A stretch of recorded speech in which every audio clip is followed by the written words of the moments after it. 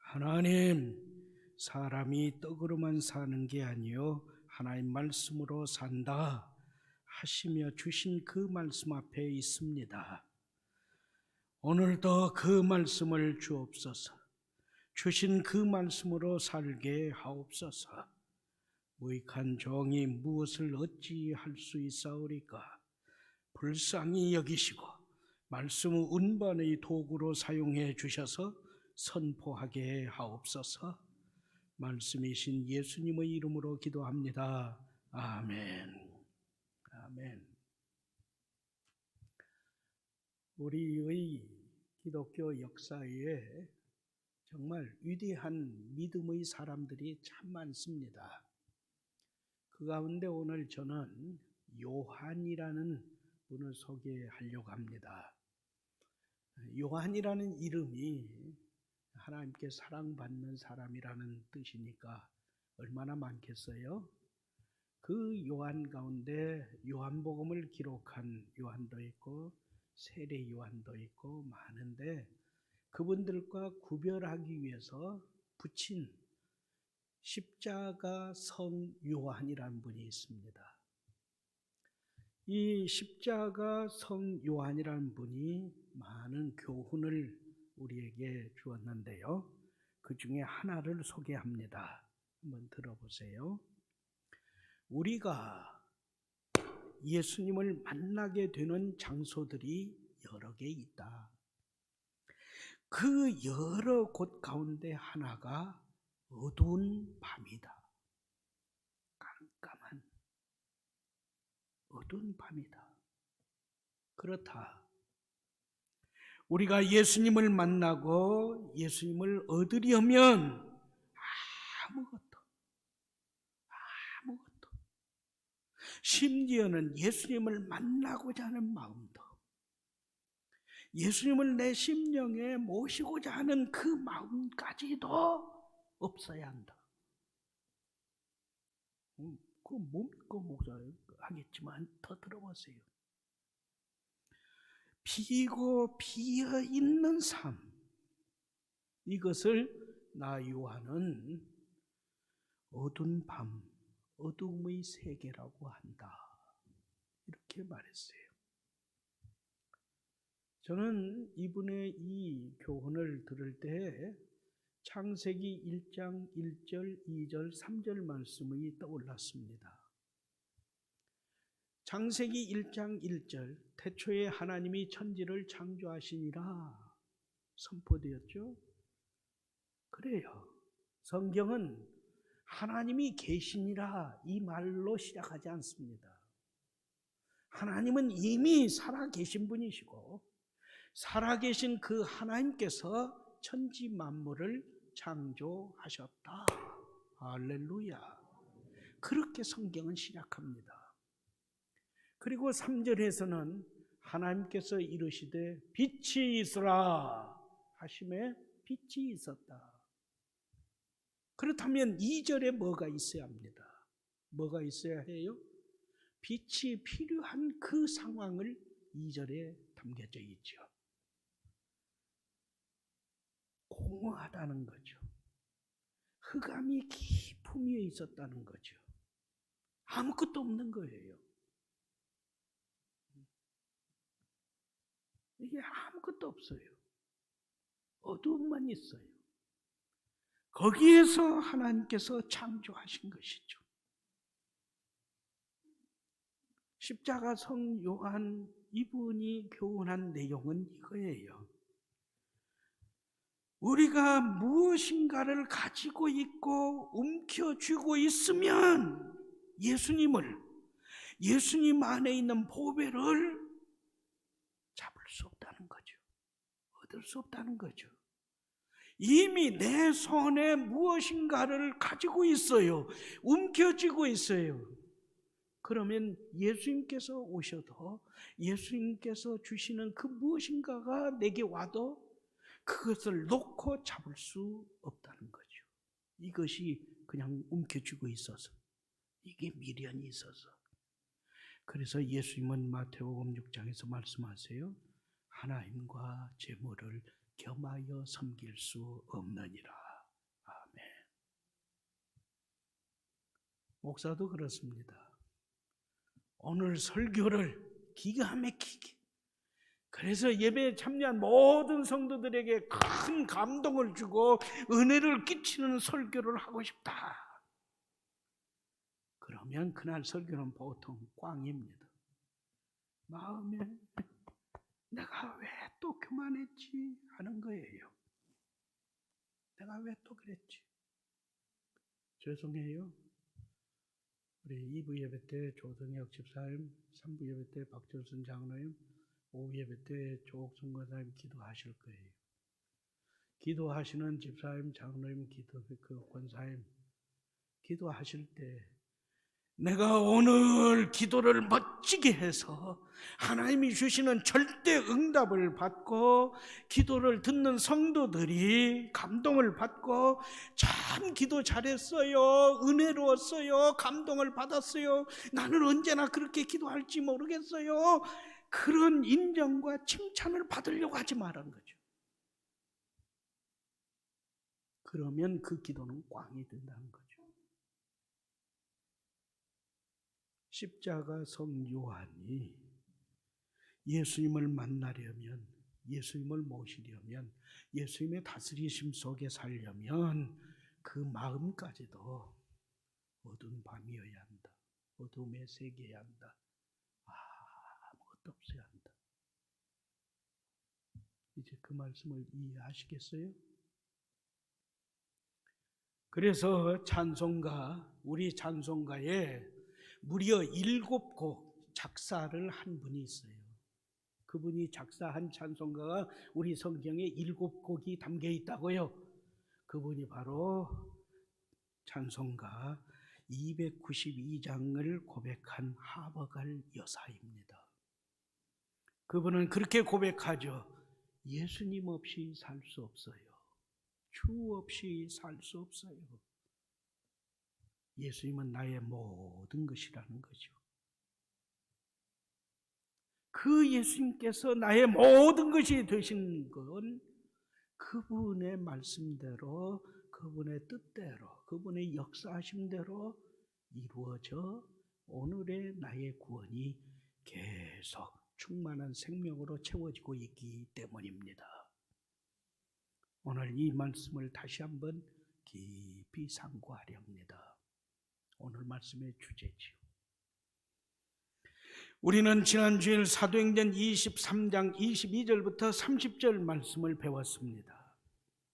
그 사도 바울이 천부장에게 세 번째 도움을 받죠. 그래서 사지에서, 죽음의 그 자리에서 완전히 벗어나는 과정을 배웠습니다. 23절과 24절 말씀입니다. 천부장은 밤 3시, 우리나라 시간으로 하면 밤 9시지요.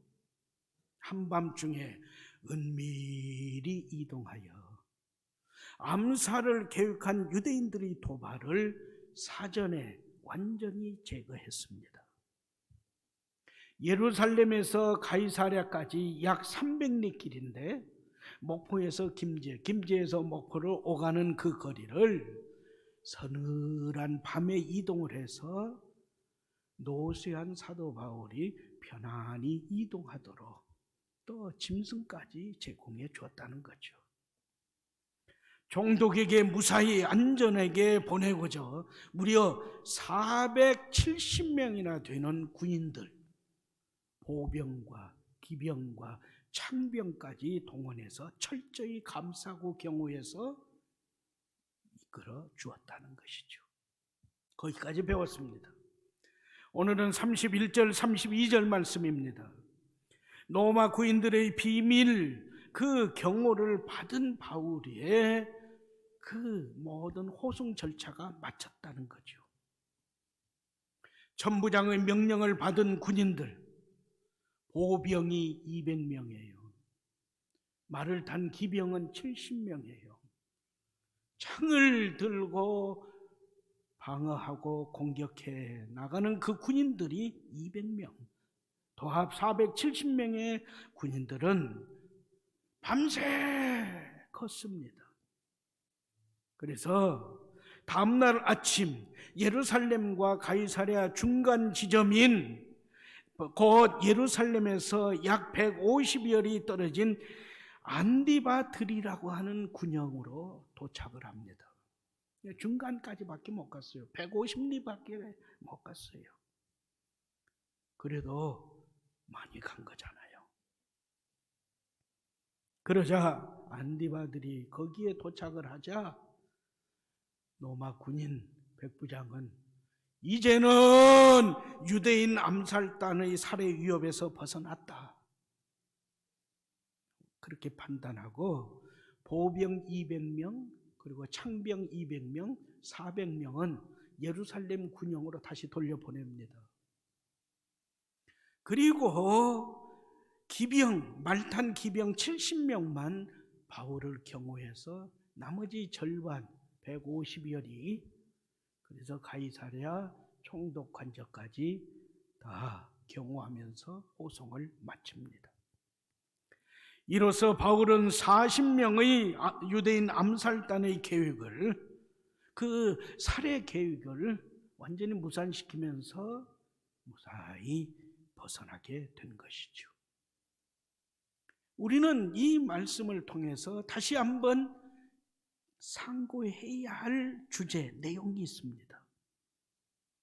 그것은 12절부터 15절 말씀, 바울을 죽이기 전에는 먹지도 않고 마시지도 않겠다 맹세한 40명, 그들은 어떻게 되었을까 하는 거죠. 그들은 분명 하나님께 맹세했어요. 대제사장을 비롯한 종교 지도자들과 모의하면서 자기들의 맹세를 드러냈어요. 바울을 죽이기 전에는 우리는 먹지도 않고 물도 마시지 않겠습니다 맹세하면서 자기들의 결의를 굳게 드러냈어요. 근데 하루가 지나지도 않고 그 맹세한 그날 밤에 로마 군인들이 알고 300리 길을 가이사랴 총독 관저로 빼돌려 버렸잖아요. 그러면 그 맹세가 어떻게 되는 거죠? 그냥 없던 걸로 해버릴까요? 바로 이것이 우리 오늘 첫 번째 다룰 내용입니다. 여기에서 우리는 예수님의 교훈, 곧 맹세에 대한 교훈, 말씀의 교훈을 다시금 배워야 합니다. 특히 마태복음 5장 33절부터 37절에 우리에게 교훈한 예수님의 맹세에 대한 교훈이 있습니다. 맹세에 대한 대원칙은 맹세를 하지 말라는 거예요. 특히 경솔히 맹세와 서원과 서약과 약속을 하지 마라. 범죄의 근원이 된다. 예수님 말씀하십니다. 바울을 죽이기 전에는 먹지도 않고 마시지도 않겠습니다 맹세하고 그 맹세를 대제사장 등 종교 지도자들에게 그대로 노출시켰던 그 사람들은 어떻게 되었을까요? 경솔했죠? 하나님 앞에 맞지 않는 맹세했잖아요.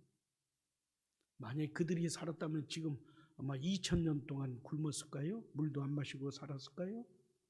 어떻게 되었을까요? 그러기에 예수님은 도무지 하지 마라 하신 거예요. 맹세에 대한 소원칙, 그것은 맹세하고 서원하고 약속하고 그 모든 것은 반드시 갚으라, 이행하라입니다. 말씀은 교훈합니다. 너의 입으로 말한 그대로 흠없는 예물을 봉헌하면서 핑계대지 말고 신속하게 갚아라. 그 맹세를, 그 약속을, 그 서원을, 그 약속한 서약한 내용을 지키면 내게 손해가 온다 할지라도 너 입으로 말하고 약속하고 맹세했다면 말한 그대로 이행하라. 이것이 소원칙입니다. 그 다음에 세 번째로 맹세에 대한 자선책입니다. 도저히 지킬 수가 없어요. 아무리 몸부림쳐도 지킬 수가 없어요. 그때는 어떻게 해야 합니까? 제가 우리 교회에 오기 전에 여수 성광교회에 있을 때 부목사로 섬길 때에 여수 성광교회가 예배당을 건축을 했어요. 지금 한 40여 년 전 얘기죠. 그때 1,000만 원이 큰 돈이었어요. 지금도 큰 돈이죠. 그런데 직장도 없어요. 부모님 거기에서 그냥 먹고 사는, 지금 뚜렷한 직장도 없이 다니는 그 청년이 1억을 헌금 작정했어요. 교회가 발칵 뒤집혔어요. 교회 장로님들이 제일 많이 헌금을 하신 분들도 1,000만 원, 2,000만 원 이렇게 드는데 청년 한 사람이, 그것도 교인들이 다 알지 못하는 그런 청년인데 1억을 하니까 누구야 하고 찾아보니 그 청년이에요. 직장도 없어요. 어떻게 해야죠? 어떻게 했을 것 같아요? 말씀은 교훈합니다. 도저히 지키지 못할 맹세, 서원, 약속을 한 경우에는, 더군다나 불합리하게 말씀에서 어긋난 약속을 했을 경우에는 자기 임의대로 잘못했어요. 나 못하겠어요. 없던 걸로 해주세요. 그건 안 된다는 거죠. 얼버무리면서 불이행한다든지 그렇게 잊어버리는 것은 범죄의 일이다. 그래서 말씀은 교훈해요. 그때에는 제사장을 찾는 거예요. 오늘날 하면 목사를 찾는 거예요. 그래서 맹세한 것, 약속한 그 내용을 그대로 고하여서 제사장이 담임 목사가 제시하는 그 한계에서 대납을 하고 하나님께 바침으로 그 맹세를 풀으라는 거죠. 그런데 기억하세요. 없던 걸로 할 수는 없어요. 말씀은 교훈합니다. 너무 가난해서 그 약속한 걸, 그 서원한 것을, 그 서약한 것을, 그 맹세한 것을 갚을 수 없을 때에 제사장을 비롯해서 목사님을 비롯해서 그것을 해소해 나갈 때에 하나님께 바치는 제물은 가루 한 움큼이라도 바쳐야 해요. 아무것도 없이 안 돼요. 이건 안 돼요. 가루 한 움큼이라도 바쳐야 한다는 거죠. 그래서 풀어야 해요. 해결해야 해요. 말씀은 교훈합니다. 언행에서, 너의 말과 너의 행실에서 진실과 진리와 정직이 담겨지고 회복해야 한다. 무엇보다도 너희는 거짓을 버려라. 무분별한 판단과 약속을 버려라. 입신 좋은 말 몇 마디로 그것을 통해서 너를 드러내고 너를 과시하고, 그런 다음에 그것이 벅찰 것 같으면 또 유야무야 되는 것, 그런 것은 범죄이다. 그러므로 각각 그 거짓으로, 그 이웃으로 더불어 참된 말을 하고 진실무방한 행실을 일삼고 진리를 함께 말하면서 삶에 채워라. 그리하면 너희의 생활과 대화를 통해서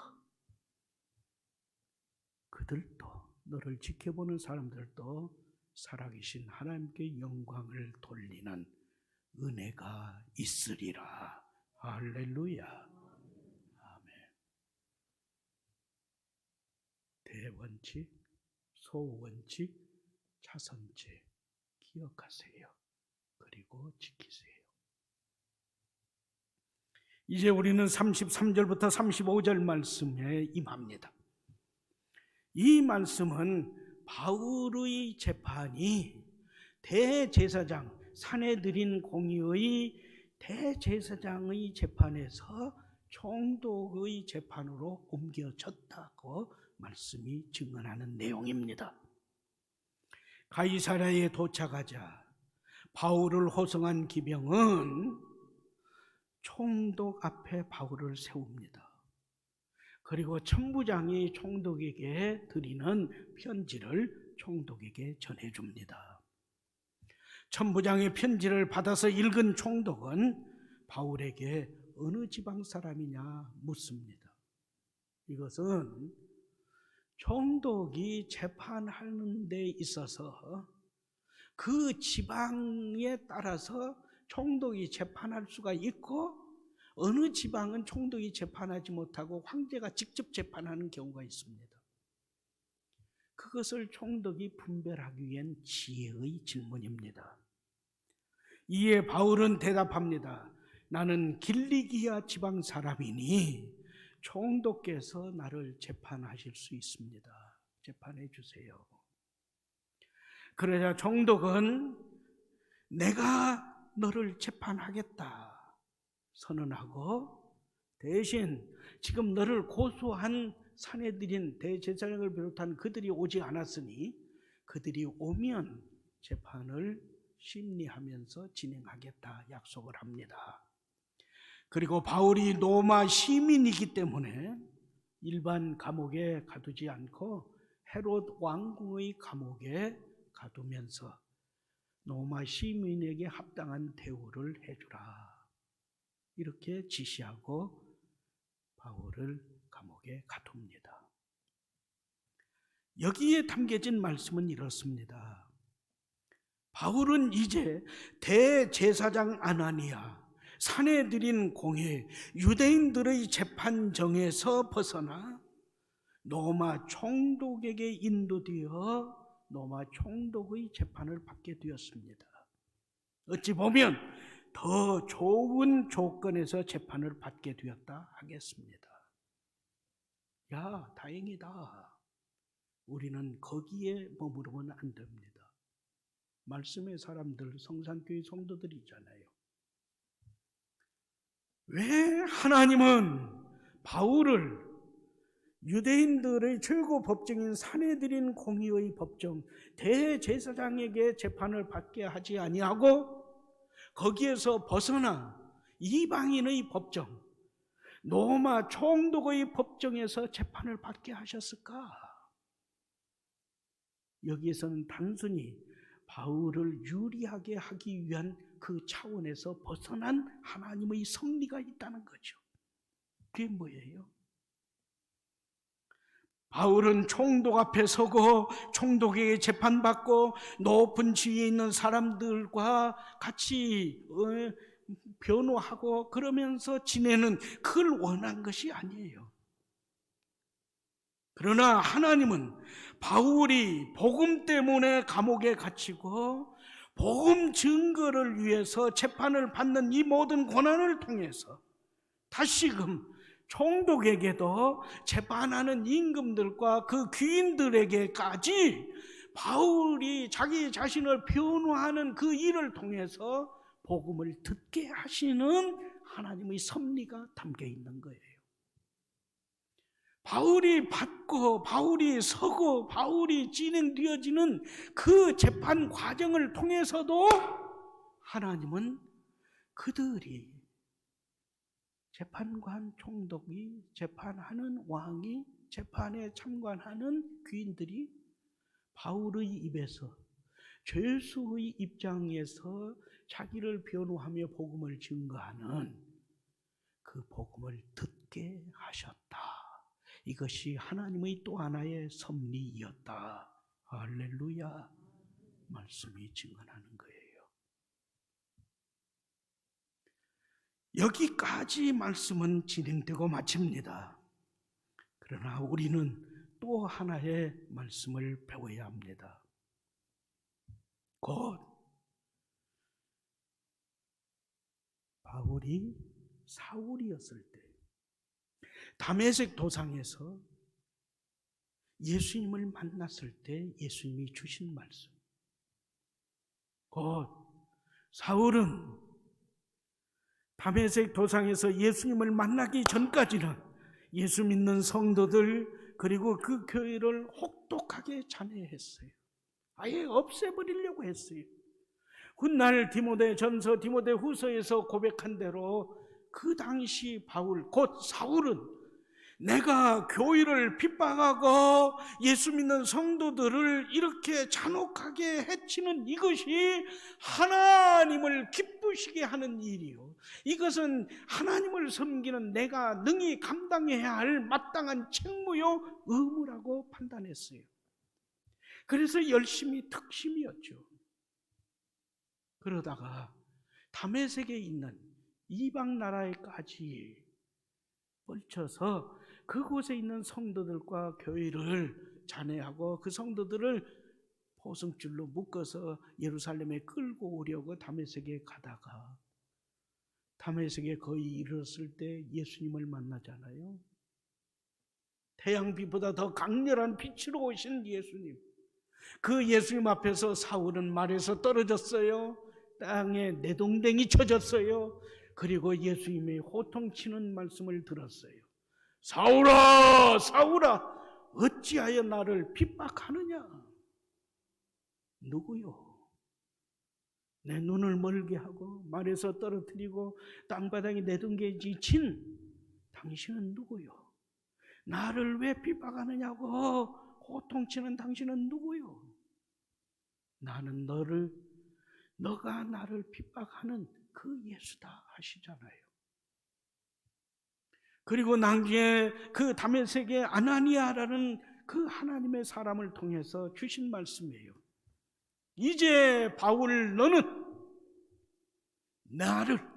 내 복음을 먼저는 이방인에게 전하고 그 다음에는 임금들과 총독과 귀인들에게 전하고 그 다음에는 이스라엘 사람들에게 전하리라. 이것이 너에게 주어진 나의 사명이다 하십니다. 이 일 후에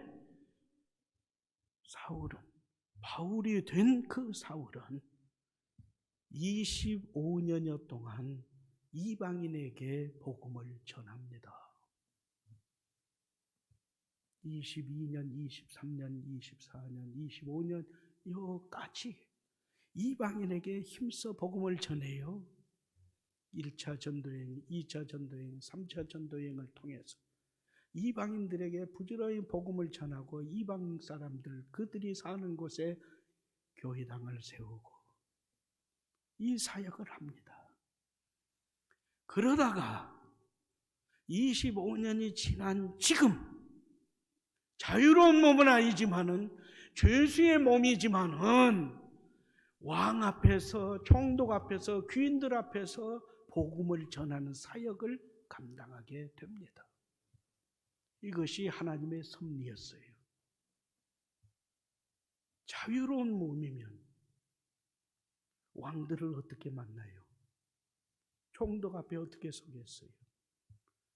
그들과 면담을 하더라도 5분이나 10분이나 30분이나 길면 한두 시간 같이 식사하고 그걸로 끝날 거예요. 그것도 한 번이나 두 번이면 좋게요.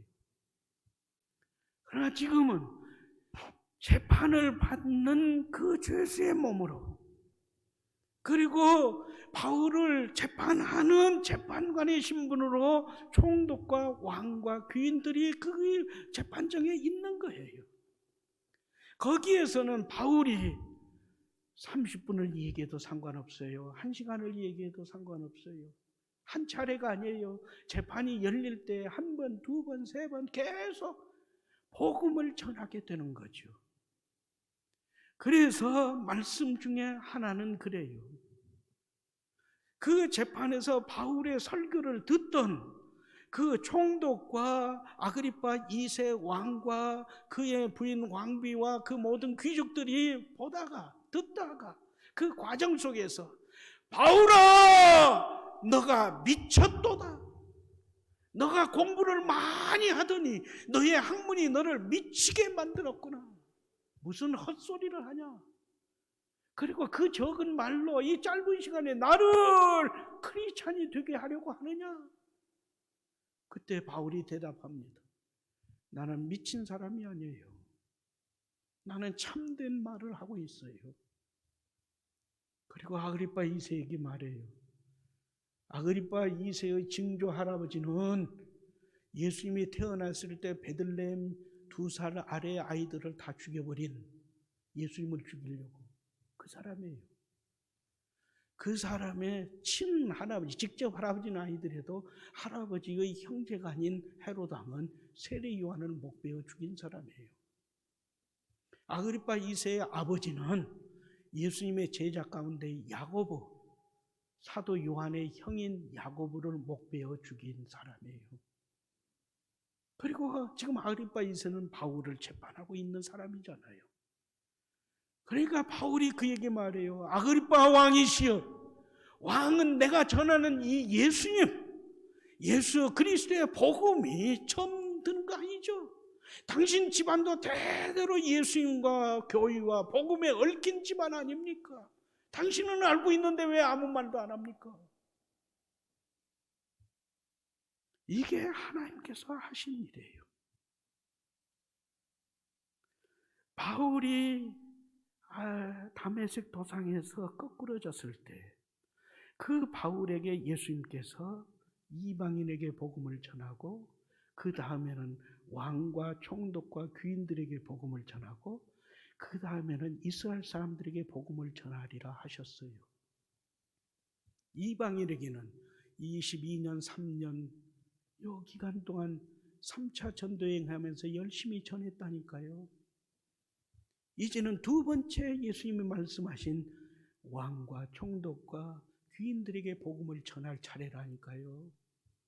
그것을 지금 예수님이 시행하시는 거예요. 25년여 시간이 지났어요. 사람들은 그것을 까마득하게 잊어버렸어요. 아마 사울 자신도 잊어버렸을지 몰라요. 그러나 하나님은 다시 말씀하신 대로, 말씀하신 내용대로, 그리고 말씀하신 순서대로 반드시 다 진행을 하셨고 이루셨다는 사실이에요. 이 말씀 앞에 누가 아니다 하겠습니까? 하나님께서는 말씀하시는 분이고 우리는 말씀을 받는 사람이에요. 말씀하신 하나님은 그 말씀하신 대로, 그리고 말씀에 담긴 순서대로 모든 것이 합력하여 선을 이루며 하나님의 뜻을 이루는 역사로 진행해 나가십니다. 그러므로 하나님께서 지극히 사랑하시는 성산 가족 여러분, 내가 멋지게 산다고 착각하지 마세요. 말씀은 교훈해요. 하나님께서 하십니다. 우리 가운데 지속적으로 악행을 일삼는 악인들이 득세하는 것처럼 보이고 그들이 역사를 주관하는 것처럼 하고 그들의 헛된 도모가 기승을 부린다 할지라도 모든 것이 합력하고 협력하여 선을 이루게 하시는 하나님의 은혜로, 그리고 이러한 말씀의 도구로 쓰임받는 성도들, 그들의 충성과 헌신과 그 모든 삶을 온전히 주님께 맡기고 의지하면서 살아가는 그들의 삶을 통해서 하나님께서 역사하십니다. 우리는 오늘도 하나님의 은혜로, 우리는 오늘도 성도들의 기도와 도움과 손길을 통해서 사는 거예요. 예수님 없이 살 수 없어요. 말씀 없이 살 수 없어요. 왜요? 모든 것은 하나님께서 말씀하신 대로, 하나님의 말씀하신 대로 이루어지고 진행되고 생명의 역사로 열매 맺으면서 그 안에 나를 통해서 역사의 열매를 맺어가고 계시기 때문입니다. 할렐루야. 그러므로 다시 말씀을 붙잡으세요. 다시 말씀을 드려보세요. 그리고 하나님은 오늘 또 말씀하신 대로 하나님의 생명과 구원과 하나님 나라를 이루고 계심을 다시금 발견하고 감사하면서 이에 필요한 도구로 살아가세요. 그리하면 하나님의 말씀하신 대로 우리를 사용하시고 우리 가운데 하나님의 도구로 쓰임받는 그를 통하여서 다시금 하나님 나라가 확장되고 하나님의 교회가 든든히 세워지고 나에게 주신 구원과 생명과 하나님 나라의 그 넘치는 은총이 역사하는 놀라운 일을 체험하게 됩니다. 로마서 8장 28절 말씀입니다. 하나님은 하나님을 사랑하는 사람, 하나님의 뜻대로 부르심을 입은 사람에게 모든 것이 합력하고 모든 것이 협력하여 선을 이루게 하십니다. 아멘.